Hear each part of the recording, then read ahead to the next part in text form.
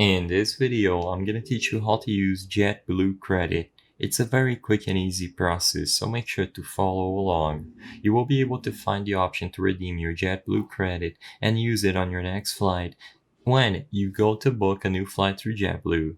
So as you can see, all you have to do is go to the Jetblue website as I'm doing here and look for your flight. So just go through the process of looking for destinations and select the departure date and search for flights.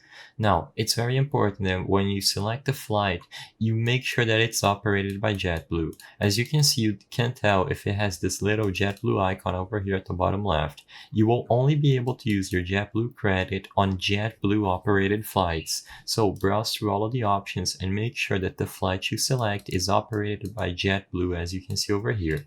After you find a flight operated by Jetblue, select whichever one you wish to add to your card and go through the checkout process.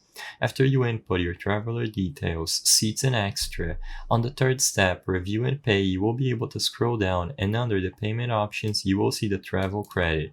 As you can see, they will give you a brief description on how to use travel credit and the prerequisites. As you can see, if you have a travel bank credit that you would like to use as payment and you are a TrueBlue member, you can access it by logging into your TrueBlue account.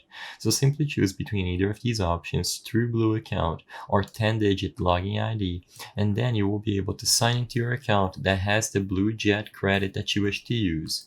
As long as you sign into a valid account, you will be able to proceed through checkout using the travel credit that you have inside of JetBlue. I hope I was able to help you on how to use JetBlue credit. If this video helped you, please be sure to leave a like and subscribe for more quick and easy tips. Thank you for watching.